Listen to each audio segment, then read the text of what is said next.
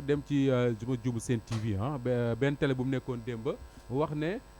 waa les responsables de Pastef defe naa tudd na sax Ousmane Sonko dañu jël numéro am jox ko ay gone ñu koy woo di ko saaga Abdourahmane Diouf également dagga ca lang ga wax ne kàcc ay kàcc ba pare sax ca di continuer di ko kàcc c'est comme la bêtise am na nu mu ko expliquer daal alors ce qui étonne quand même mooy awa ñi nga xam ne ñoo nekk les protagonistes xam nga ku mel ne Thierno Alassane Sall man dégg guma ko mu wax ci yu mel noonu Cheikh Oumar Sy bind na ci mais bon avec ses mots mais ñi nga xam ne mooy Thierno Bocoum ak Abdourahmane Diouf ñi ci gën a virulent nit ñi xamewuñu leen loolu Ousmane Sonko bettul kenn parce que moom attaquant la mais ñoom xamewuñu leen loolu mais Moustapha da ngay laajte sax lan moo xew. Qu'est-ce qui se passe voilà c'est ça ma question. man c'est ma question lan moo xew est-ce que ces mots jar na tey répliques yi yëpp ñuy dégg est-ce que ça en vaut la peine et en plus sur le terrain politique en plus en pleine période de campagne ndax lii yëpp jar na ko fi te sa ñoo xamante ne xameewuñu leen woon lii du tout wala dafa nekkoon loo xamante ne dafa nëbbu ci ñoom boog ñu bëgg ko ñu wan ko Sénégalais yi bu fekkee ne loolu la Ousmane Sonko a réussi son coup c'est de leur faire sortir de leur gang ñu wane li nga xamante ne moom mooy seen vraie nature wala kon c'est autre chose am na lu mu laal lu sensible ci ñoom loo xamante ne tey moom moo yeewaat lii rek ndax li may wax ku moom xar bi nga bàyyi buum bi alfiiroo nga ne du man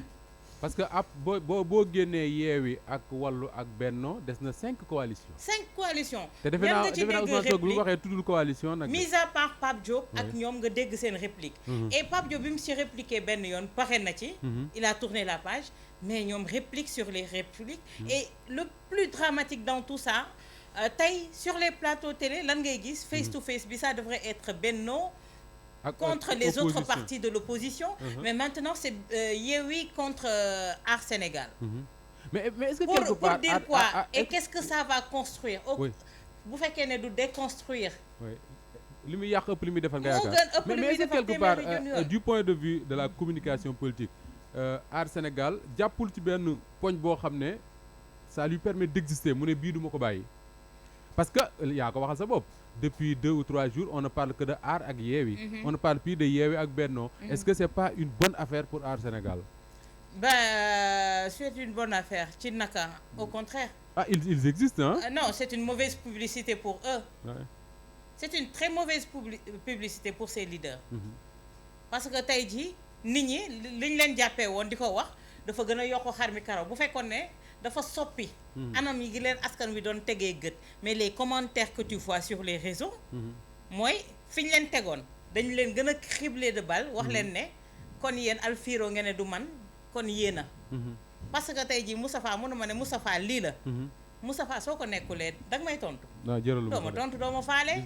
tu vas à tes occupations bu fekkee ne yow tënk nga ci sa liste nee nga yaa 14 points yoo xamante ne mooy sa programme ci campagne bi loolu nga war a mëne pour man tu dois faire focus sur ça wax askan wi fi nga bëgg ñu jëm à eux maintenant de juger ndax yéen fa ngeen bokk wala bokk leen fa te li koy wane mooy doxalin bi ngeen di wane sur le terrain comme je dis rek say acte say jëf moom moo lay weddil ay tuuma mais t'as pas besoin di am yenn égard de langage yi pour yóbbul sa bopp fenn te Sénégal léegi discours bi dootul loolu doxeetuñu noonu te dafa am benn fixation boo xam ne gos yi def nañ ko ba pare léegi li koy déconstruire c'est pas les propos de Ousmane Sonko te Ousmane Sonko njëkk bi mu ko waxee xam nga yàggul mais avant loolu sur tous les réseaux certains citoyens dañ leen visé woon ba pare ci loolu waa Aar loolu la ñu wax dafa mel ni Ousmane Sonko li ñu doon wax ci mbedd bi rek la dégg waxaat ko dañu jàpp ne waxu Ousmane Sonko boobu mooy preuve que ni moom moo nekkoon derrière tous ces gens là yi la doon accusé ne Macky Sall moo leen tax a jóg c'est vraiment puéril ces accusations doy na waar alors Mame Birame est-ce que waa Aar Sénégal également fàttewuñu ne juste avant ñuy lancer campagne bi ñu fiy wax liste yu baax ak yu baaxul ñoom ñoo taxaw fii ne waa Yewwi ak waa Benno dañoo baara yëgoo pour ñu valider la liste de Dakar waaw mais loolu de yaakaar naa ne ñoom ñu ci bëri fàtte nañu ko quoi mais dafa am léegi koo tudd muy Cheikh Oumar Sy. Cheikh Oumar Sy waaw mu am texte bu mu bind. est-ce que supprimé wu ko sax. ah oui. parce que waaw defe naa supprimé na ko de parce que gars dañu koo saaga tellement mu supprimé. maam bi bañ duree jàmm c'est ça qui est bizarre. c'est-à-dire que gars yi ñii nag dañoo féroce Moustapha. dañ lay fekk sa page Facebook wax la naqari te doo leen mënal dara. waaw surtout booy woo waxu dof. te doo mën a bloqué ñëpp. surtout booy woo waxu dof. ma ngoog.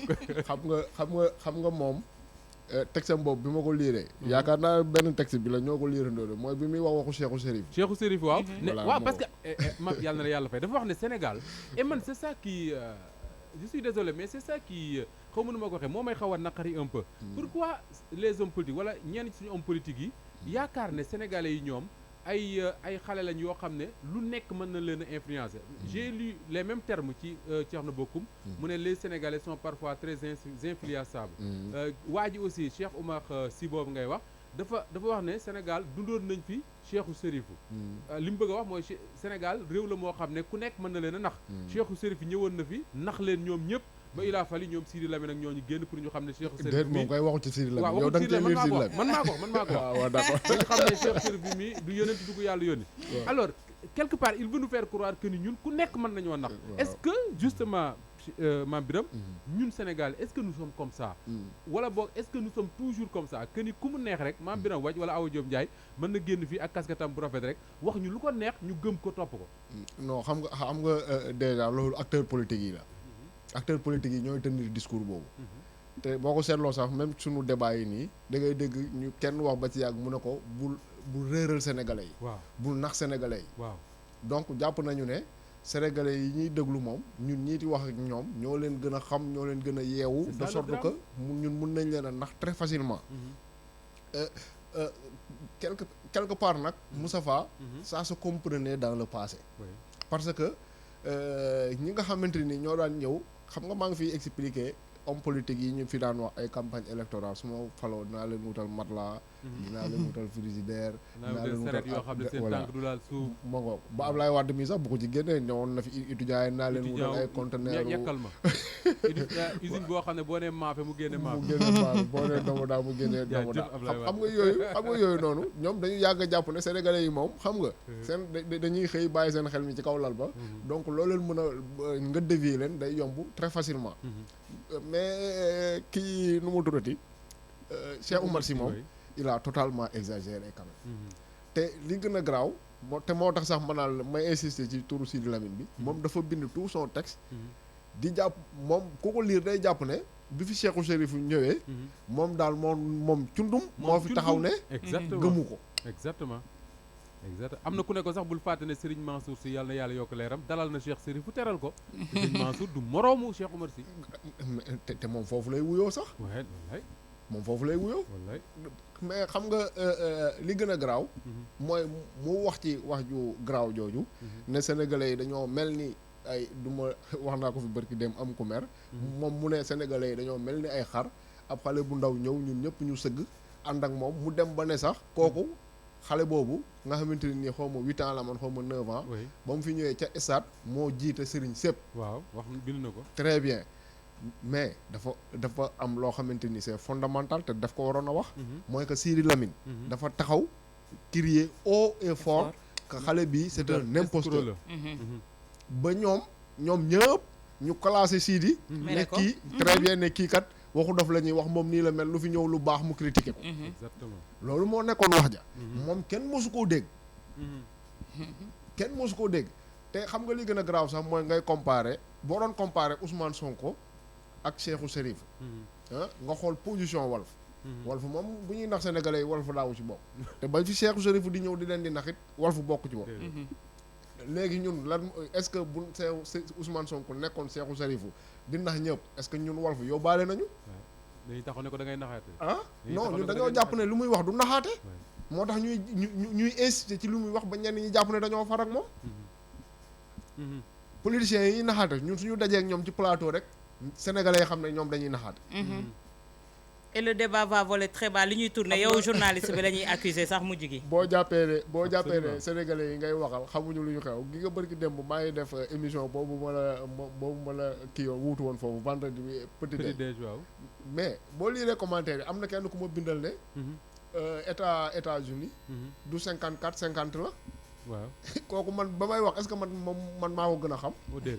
yow yaa ngi wax nga juum am kenn ku la rectifier. jàppal na ne kooku la rectifier li ngay wax dafa am solo gis nga tous les jours. pour man jàpp naa ci loolu moo créé humilité en tout cas ku mel ne man. mooy tous les jours da ngay toog di wax nit toog di la déglu bindal la loo xam ne. da lay leer ne kii li ngay wax moo la ko gën a xam fuuf. les hommes politiques sénégalais nag ñoom loolu. les hommes politiques xam nga dañoo yaakaaroon ne ce qui était valable bañ ñuy wax ay armoire la ñuy wutal ak frigidaire ak charrette. dañoo yaakaar ne mentalité boobu moo fi nekk ba léegi. est-ce que bala may dem ci aw est-ce que du loolu mooy différence entre le discours je dis pas de Ousmane Sonko mais le discours des gens de Pastef ak le discours des gens du système politique bi ñu xamoon ji fi nekk ba léegi c'est-à-dire que ñii bu ñuy wax ak sénégalais yi dañuy wax ak ñoom ci li sénégalais yi xam mën koo dégg nga xam ne lii mooy li ñuy dund tous les jours y a pas de dem marche ñëwaat quand il te parle de ce qui se passe dans ton pays tu sais très bien que c'est ça qui se passe dans le Sénégal alors que fait j'ai l'impression que dañu nekk ba léegi ci ba Senghor naan Dakar sera comme Paris en l'an 2000 c'est-à-dire que des promesses yoo xam ne voilà quoi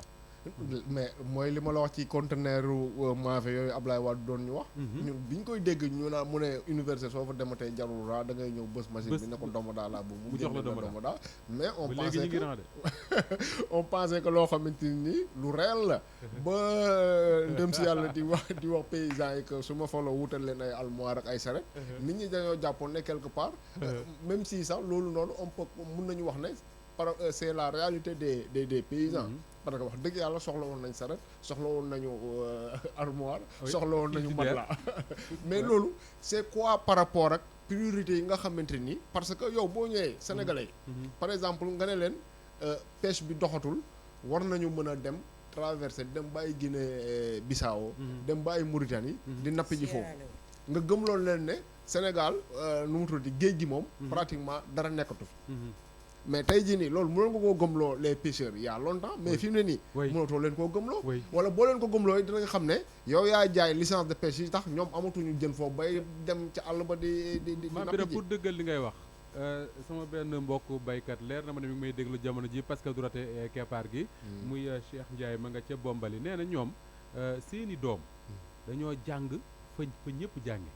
xam li xew ci réew mi xam ni muy doxee donc ñoom bu leen doon nax di nax seeni baay seeni doom yi nga xam ne ñoom lañ jàngloo ban jàng ami diplôme ñoom mënuñu leen a nax xam nañ gerte boo ko jaayee lan la war a jar lan mooy jafe-jafe bi lu tax bu nawet bu tawul sax xam nañ ndox tawul parce que jàng nañ ko xam nañ ko quelque part tu as l'impression que ni la classe politique li dal Cheikh Oumar Sy boobu moo leen dal c'est-à-dire que ñoom dañu nekk ci jamono Cheikhou Sarifou alors que ñun on est en 2022 c'est un vrai problème aywa Awa Diop Moustapha gis nga ni ko Mame Birame waxee léegi nii xam nga tey jii discours bi te yow yaa koy wax sax sànq discours bi waa Pastef di porter coalition Yewwi yi ñuy porter par rapport yeneen discours yi ñuy dégg ñële dañuy yee askan wi ci xamal leen seen moomeelu réew fu mu toll ak nañ koy utiliser xam nga man démb bi ma déggee dans le discours de Ousmane Sonko bi mu demee à Saint-Louis rawatina ci point précis muy Guet Ndar nga xamante ne mooy xolu Ndar bi muy wax ci wàllu réserve gaz du Sénégal bu wax ne mooy 3e au monde tey Sénégal ñu bëri umpale woon nañ ko boobu ba léegi ñi ngi dégg gaz di dégg pétrole di dégg zircon di dégg mais xamuñu woon teneur yi capacité bi ak lan la mën a def Sénégal ay awa bu ñu xamoon li nekk suñu suuf si su demee ba indi comparaison Qatar ak Sénégal xam leen ne sax ne Sénégal réserve gazière moom moo ëpp bu Qatar sax te Qatar a réussi à se développer par rapport uniquement à son gaz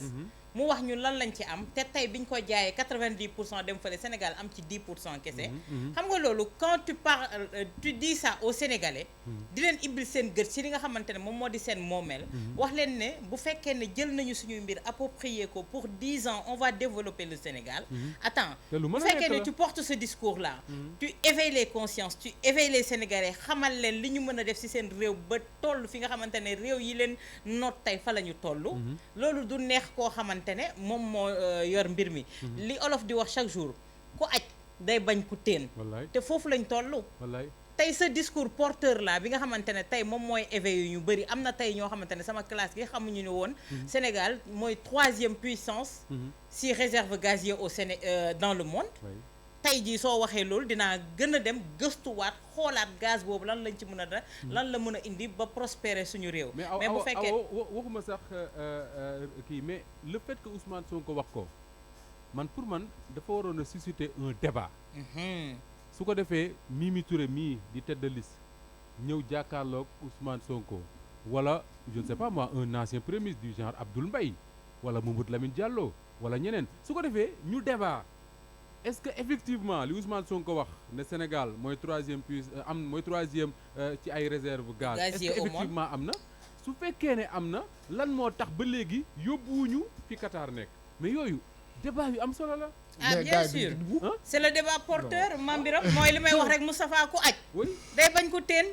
ba pare tey jii xam nga loolu mën na susciter débat mën na tax ñun ñi sax ñu dem gën a gëstu bi waat pour poser le débat au niveau des télévisions au niveau des radios au niveau même des réseaux parce que débat yi mi ngi fay pulluler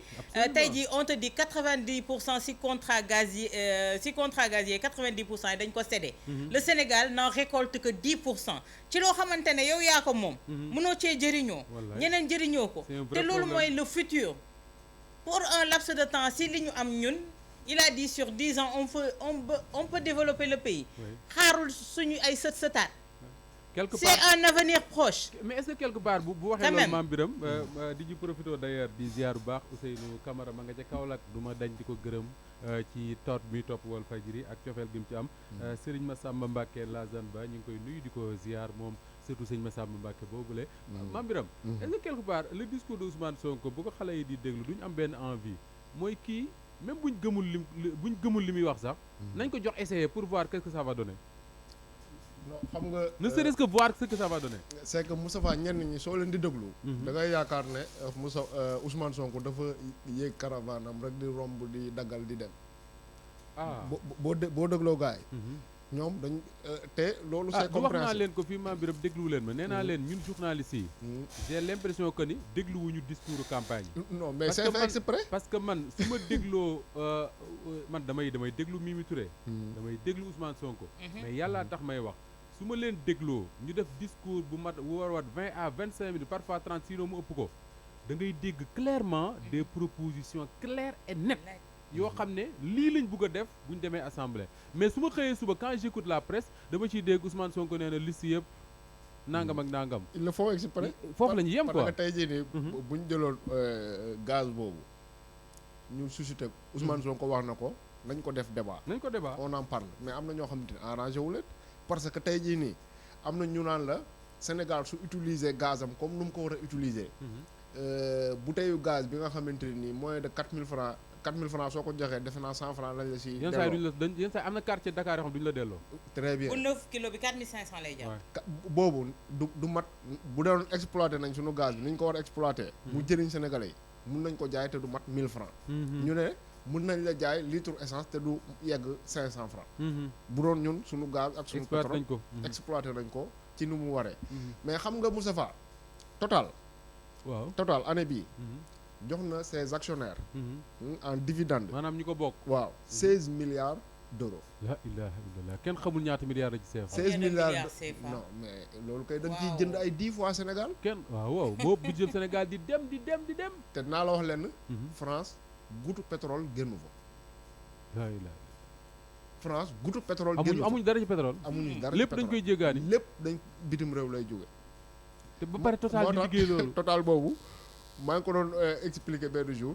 Elf ci boppam nga xamante ni c'était une entreprise publique française Elf essence et lubrifiant français moom la ñu jël dugal ko ci biir Elf mu ngi mel ne rek nga jël Walfadjri dugal ko Dakaractu loolu moo jox Total ampleur bi mu am nii doole ji mu am lu tax ñu jël Elf dugal ko ci biir Total parce que Elf ay coup d'état yu dul jeex la organisé fii en Afrique waaw coup d'état bu daan am Afrique ñu tudd ko ci mais ma ngoog bu ci gën a fës mooy bu Congo bi Denis Sassou Nguesso bu toogee toujours di nekk président fële Congo Libreville c'est parce que Total moo wone bu leer naññi ne moom la àndal parce que Pascal Lissouba moo ko fa wuutu woon ba mu changé ne day dem Oryx ci américain yi boobu la gars yi armé waa Denis Sassou Nguesso ñu jóg ñu xeex foofu guerre civile pendant kenn xamul ñaata at la fa ñu mujjee mooy Denis Sassou Nguesso teg loxoom ci pétrole bi continuer di collaborer tout ça pour dire que enjeu yi dafa am solo mais gaz ak pétrole lu ñu war di waxtaan dañ ci war débat mais loo xamante ni mën na changer ñun sunu xam nga loolu xéwalu yàlla la dama ne pernu teg pétrole bi tàkk fii Gajaga c'est-à-dire que Mame Birame avant ngay àggale c'est-à-dire que liñ bëgg a wax et loolu moo tax ñun dinaay sax amel nañ àq sénégalais yi loolu jar débat mooy tey pétrole ak gaz boobu buñ ko defoon nuñ ko war a defee borom saret bii di ma déglu mën naa dawal 4x4 am tabax terrasse am bu baax na ca yor njabootam mais mën na changer complètement suñu suñu vie lay changer bien sûr non bu boobaa dawal sareet luxe lay doon waaw suñu vie waaw boobaa borom daraja yi ñooy am saret seeni tool non borom sareet luxe lay doon parce que soo demee en Europe wala feneen luxe bi mooy dawalkatu calèche yi parce que lii doon wala yar nag wu rëy mooy yore 4x4 oto bu baax yore kër gu baax yore débat bi am na solo de mu moyen mais tey soo xoolee suñu réew mi lan la ñuy wax classe moyenne amatul ce discours là wax dëgg yàlla Mame Birame te ñu am richesse yooyu yëpp aywa xam nga te normalement bu nekkoon ne sax ñoom débat yi intéressé sénégalais yi intéressé wu leen ñoom dañoo bëgg ñu discuter ci lu amul njëriñ waaw comme ni ñu ko yàgg di defee di wax ci loo xamante ni amul bopp amul genn en fin de compte du amal Sénégal benn njëriñ dégg naa am na dëkk yoo xamante ni soo fa bëggee lancer projet sax dañ naa la demal Sénégal ñoom loolu war nañ koo waxtaanee bu bind ko ba tënk ko denc ko ci tiroir soo ñëwee ñu jox la ko donc wax ji moom mooy loolu mais bu doon ne tey dañu choisir ces sujets de faits divers yooyu ba pare sax teg ko ci yoon nga ne waaw tey bëgguma ko tudd mais dinaa ko tudd revue de presse RFM tey mais premier sujet bi mu wax mooy tontu yi ñu tontu Ousmane Sonko ci wax jam waxoon mais Moustapha démb l'actualité politique mais du loolu mooy lan la woon démb mooy gars yi doorante ay xeer fële Médina des leaders politiques yoo xam ne ñu ngi tenir seen discours mënul yegg ndax ay xeer sànni Alioune Ndoye ay xeer en plus des ministres parce que y avait au moins 2 ministres mais loolu mais Moustapha ak tête de liste Dakar ñuy jiiñ seen benn morom ministre ne moom moo sooke affaire waaw mais loolu bu nekkul actualité lan mooy actualité la ñu waxoon samedi ba doorante Thiès yi amee dañ koo ubbee c'est un vrai problème ba doorante Médina yi amee waroon waaw parce que doorante Médina et c'est ça loolu moo tax parfois Mame Birame ngay comprendre que yenn sénégalais yi di mere di ñu mere je dis ñun la presse en général parce que lu ko waral mooy loolu mbirum li xew Médina dem ku ko yëg ci réseaux sociaux yi nga dem ci réseaux sociaux yi nga dem pour yëg ci réseaux sociaux yi laa ko gisee man mii personne n'en a parlé pratiquement oui et pourtant waxu Thierno Bocoum ji mu wax barki dem ab communiqué rek bu mu def ci page Facebook am toute la presse ko reprend waaw man kay gis naa benn revue de presse boo xamante ne nii sax dañoo lire communiqué bi lire nañ ci ay 3 phrases yooyu xam nga loolu déjà yow premièrement un leader politique suy def son discours yow yaay xool parti bi nga xamante ne nii soxal na sénégalais yi nga accentué wu ji génnee ko noonu la ñuy def parce que soo ko dégloo mu wax pendant 30 minutes lépp mënoo koo génne da ngay jàpp ne lii moo ci gën a am solo nga génne ko léegi nag am colo ga nan lañ koy mesurer ñoom bu nekkee ne dafay dépendre ci ñu tuddee les critères de proximité les critères d'intérêt yu demee noonu très bien mais gars yi xoolatuñu loolu xam nga lan la ñuy xool lan la pendant ce temps là yëpp mu wax 30 minutes yi lan la ci wax loo xamante ni suñ ko reprendre nit ñi dinañ ko jéppi nit ñi dinañ ko xarab su ko defee nga jël loolu ne Ousmane Sonko kat ba mu demee fee nee na lii alors que wax na fa leneen ak leneen yow nga jël ci lu ndaw loolu concentré wu ci jébal ko presse bi léegi ñëpp topp ci man bi ma njëkkee déglu le discours de campagne de Ousmane Sonko mooy bi mu demee Mbour parce que yeneen yi je faisais comme tout le monde xool nit ñi wax comme dit Mame Birame lan la wax luñ ko mën a jamee mais bi mu demee Mbour dama am chance tomber ci vidéo en intégralité ma déglu yëpp ci laa ñëwee fii ma naan la Mame Birame est-ce que quelque part waaye Yewwi Askan Wi binduñu seen contrat de législature ba mu yegg jox ko Ousmane Sonko ne ko étape buñ dem waxal lii Ousmane Sonko dem je crois am na beneen dëkk bu mu dem di wax ba tudd Moussa Tine et je me suis rendu compte que effectivement il y a un groupe qui a travaillé sur ça et que je ne suis pas sûr parce que nekkuma fa et que peut-être c'est Moussa Tine qui était à l'Assemblée député qui a été député et qui est également juriste qui a dû coordonner le travail xaw ma ba xam mais en tout cas ci waxu Ousmane Sonko am na liggéey boo xam ne Moussa Tine moo ko def mais malheureusement ñun nous de la presse à commencer par man tout ce qui nous intéresse mooy lu Ousmane Sonko wax tey jëme ci Mimi Touré lu mu wax tey jëme ci waa Aar Sénégal bu subaa ñu waxtaane ko Sénégalais yi coow ci ñaari fan dem ñu ne campagne bi amul benn proposition de programme dàggasante rek la waxante la bon la alors que c'est pas vrai. Ouais, c'est une mauvaise lecture. Même boo dégloo Mimi Touré elle fait ses propositions elle mi ngi wax li nga xam ne moom la bëgg moom moo tax mu yaakaar ne dañ leen war a joxaat majorité da ngay d'accord ak moom wala nga bañ a d'accord ak moom mais yemul ci dàggasante. Tout à fait. Voilà. Alors loolu moo ñu permettre rapidement parce que lii waxtu wi mi ngi jeex Awa Diom Ndiaye li tax ma bëgg wax ci dafa am góor gu ma woowee démb ca Louga mu ne ma moom Ousmane Sonko daf doon romb côté këram mu génn xool comme ñëpp mais daal dafa am lu ko jaaxal mooy waxuma nit ñu bari ñi parce que nit ñu bari ñi moom soxlawul dem Louga pour xam ko parce que boo seetaanee réseaux sociaux yi gis ko mais nee na réaction yi xale yi di am bu leen Ousmane Sonko dee romb moom loolu la comprendreul ma ne ko tax mu ne dafa gis ay gone yoo xam ne Ousmane Sonko da leen di jub ñuy yuux di jooy bu leen rombee ñu xataraayu ci tali bi mu mel ne ñii dañ koo tayatul alors qu'est-ce qui explique ça est-ce que dafa am benn force incontrôlée bu Ousmane Sonko di exercer ci xale yi voilà parce que je le dis et je le répète Ousmane Sonko Mame Birame physiquement jëmm ji boo ko xoolee il n'a rien d'extraordinaire charisme bi nekkoon ci jëmm Ablaye Wade sax